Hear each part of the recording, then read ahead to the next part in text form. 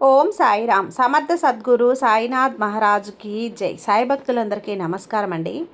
మన బాబాగారి దయ వల్ల మనందరం బాగుండాలి, సంతోషంగా ఉండాలి అని చెప్పి మనస్ఫూర్తిగా కోరుకుంటూ ఈ రోజుటి వీడియో స్టార్ట్ చేస్తున్నాను ఫ్రెండ్స్. ఇక ఈరోజు వీడియోలో మనం చూడబోయేది ఏంటి అంటే, తల్లి, నీ జీవితంలో నువ్వు కన్నటువంటి అతిపెద్ద కళ నెరవేరబోతుందమ్మా. నీ సాయి తండ్రిని ఇన్నాళ్లుగా నువ్వు అడుగుతున్నటువంటి నీ కోరిక ఈ క్షణమే నెరవేరబోతుంది. నీ సాయి తండ్రిని నమ్మి ఇప్పుడే ఈ క్షణమే వినిబిడ్డ, నీ జీవితం మారుతుంది. చెప్పాను కదా, నా బిడ్డకు ఎప్పుడైతే నేను అనుగ్రహాన్ని అందిస్తున్నానో అప్పుడే నీ అతిపెద్ద కళ అనేది నెరవేరబోతోంది. కాబట్టి నువ్వు తప్పకుండా విని తీరాల్సిందే అంటూ బాబాగారు మనకు అందిస్తున్నటువంటి ఈ సందేశాన్ని వినే ముందుగా మన ఛానల్ని ఫస్ట్ టైం చూస్తున్నట్లయితే ప్లీజ్ సబ్స్క్రైబ్ చేసుకోండి ఫ్రెండ్స్. వీడియో నచ్చితే కనుక లైక్ చేసి సపోర్ట్ చేయండి. ఇక వీడియోలోకి వెళ్ళబోయే ముందుగా ఒక్కసారి, ఎక్కడెక్కడో మీరు జ్యోతిష్యం చెప్పించుకొని తృప్తి చెందకుండా, మనశ్శాంతి అనేది లేకుండా, మీ సమస్య అనేది ప్రాబ్లంకి ఆ సొల్యూషన్ అనేది దొరక్క మీరు అసంతృప్తిగా బాధపడుతూ ఉన్నట్లయితే ఒక్కసారి మనకు బాగా తెలిసినటువంటి గురువుగారు శ్రీ షిరిడి సాయిబాబా ఆశీస్సులతో జ్యోతిష్యం చెప్తున్నారు గురూజీ సుబ్రహ్మణ్యం రాజు గారు. Contact number 9908224144. ఈ గురువుగారు నెంబర్ 1 వశీకరణ స్పెషలిస్ట్. మీ యొక్క ప్రతి సమస్యకి కూడా పరిష్కారం అనేది చూపిస్తారు. అన్ని విషయాలను కూడా ఫోన్లో స్వయంగా గురువుగారే మాట్లాడతారు. ప్రేమ, పెళ్లి, భార్యాభర్తల మధ్య సమస్యలు, స్త్రీ మరియు పురుషుల వశీకరణం చేయబడును. చెడు గృహ ప్రయోగాలకు నివారణ చేయబడును. మీ యొక్క ఎటువంటి సమస్యనైనా సరే ఫోన్లోనే 24 గంటల్లో పరిష్కారం అనేది చూపిస్తారు. కాబట్టి నమ్మకంతో గురువుగారిని కాంటాక్ట్ అవ్వండి. మీరు ఎక్కడెక్కడో జ్యోతిష్యం చెప్పించుకొని అసంతృప్తి చెంది ఉంటే ఈ గురువుగారి దగ్గర ఒక్కసారి ఫోన్ చేసి మీ సమస్యకు పరిష్కారం అనేది తెలుసుకున్న తర్వాత మీ మనసు ప్రశాంతంగా ఉంటుంది. కాబట్టి నమ్మకంతో కాల్ చేయండి గురువుగారికి. సుబ్రహ్మణ్యం రాజు గారు, నెంబర్ 1 వశీకరణ స్పెషలిస్ట్.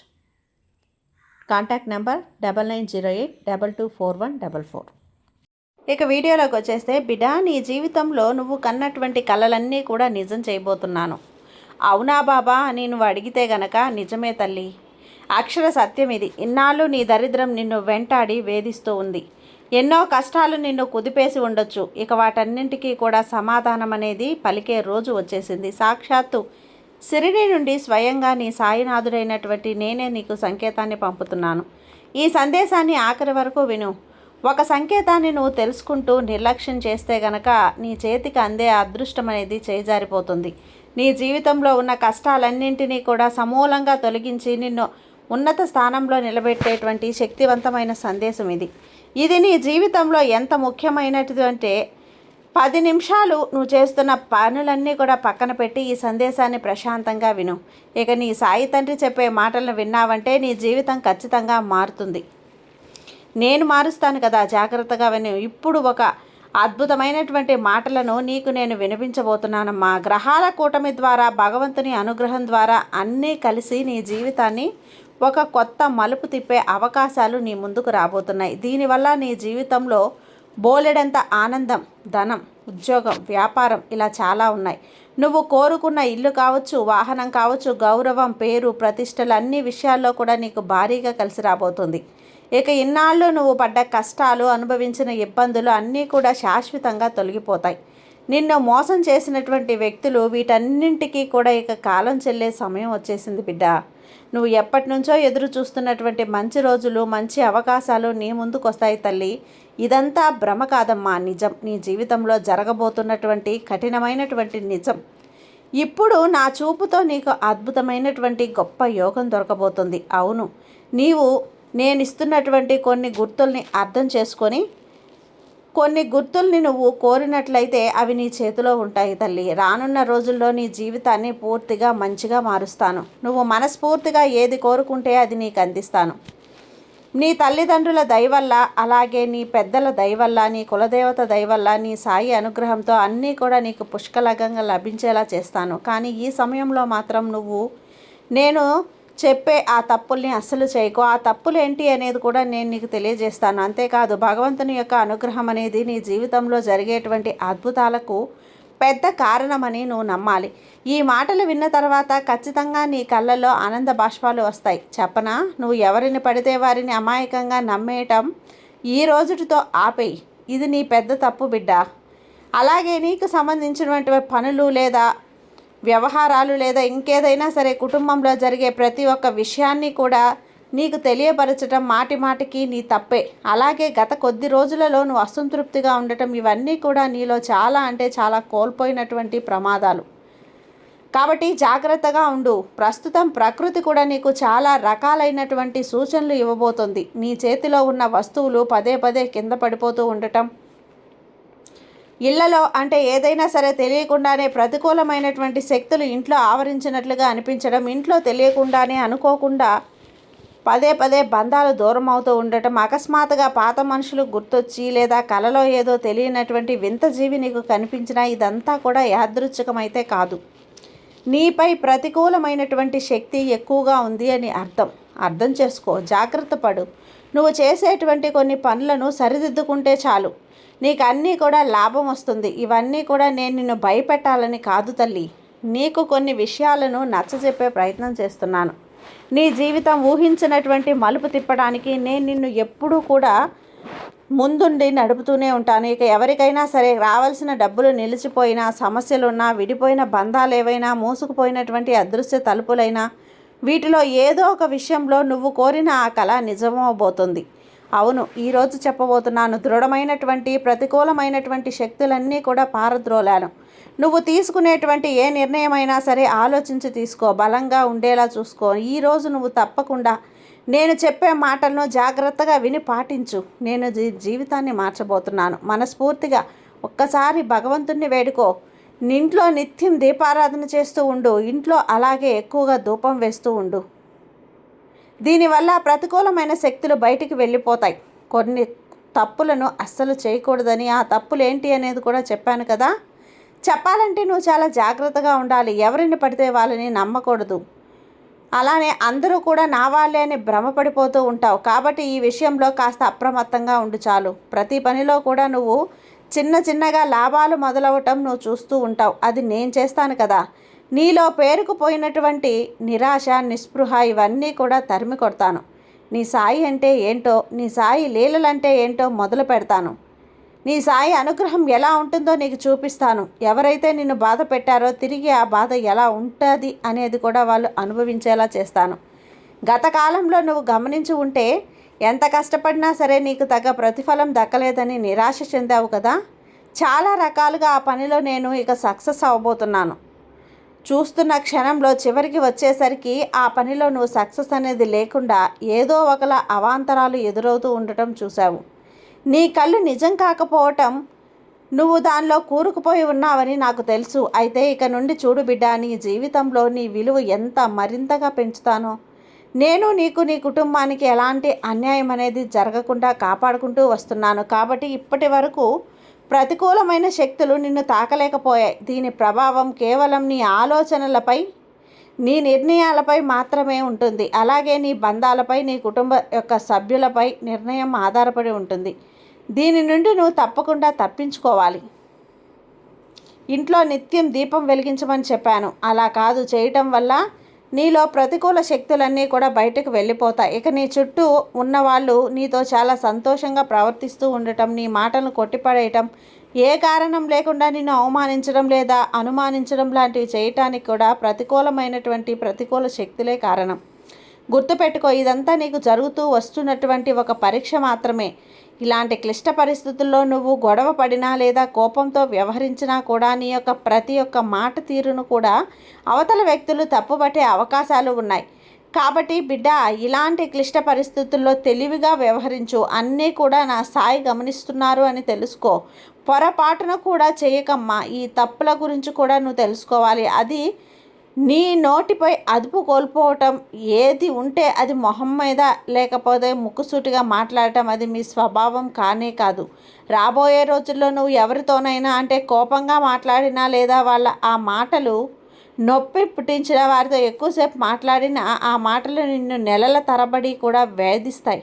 కాబట్టి కోపంతో కాకుండా నీ దగ్గర ఉన్నటువంటి ప్రశాంతతతో మాట్లాడు. కష్టమైన దాంట్లో ఉండకు తల్లి, దాంట్లో నలుగురికి లేని సాయం చెయ్యి. మాట్లాడు. నీ జీవితంలో ఇవన్నీ కూడా పెద్ద మార్పుకి కారణమే బిడ్డ.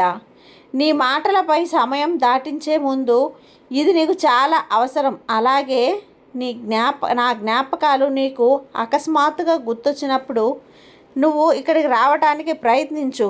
గత జన్మలో పడిపోయిన నా ప్రాణ స్నేహితులలో కదా ఆ మధ్యలో ఆగిపోయిన బంధమే దూరంగా విరిగిపోయింది.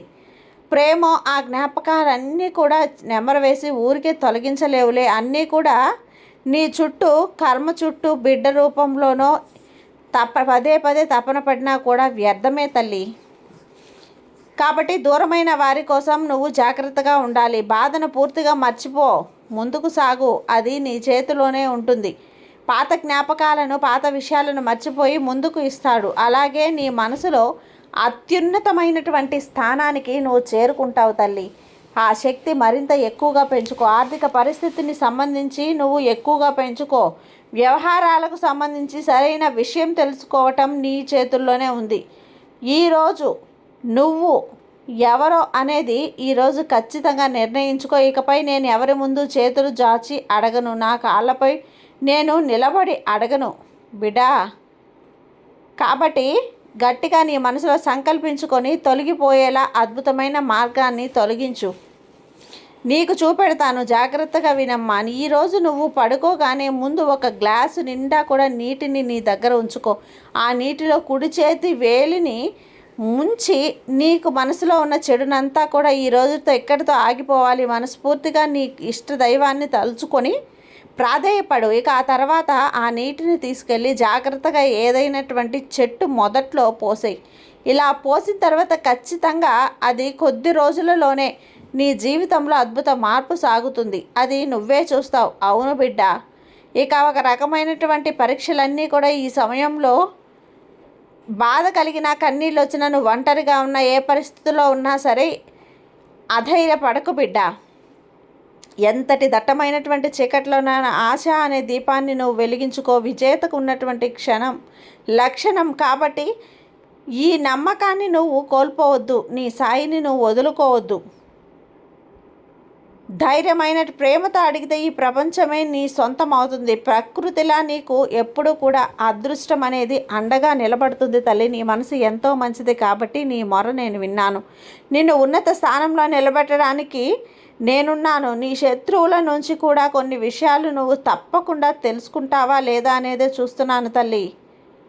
నీ జీవితానికి ఈ బలం, బలహీనత, ఈ విషయాల గురించి ఎవరితో కూడా పంచుకోవద్దు. ప్రతి ఒక్కరిని కూడా అమాయకంగా నీ వాళ్ళే అనుకోవద్దు. తీరా వారు మోసం చేసిన తర్వాత ఒంటరిగా మిగిలిపోతారు. భగవంతునిపై నేరాన్ని మోపకు. నీ చుట్టూ ఉన్న వారిని గుర్తించడం నా చేతుల్లో ఉంది.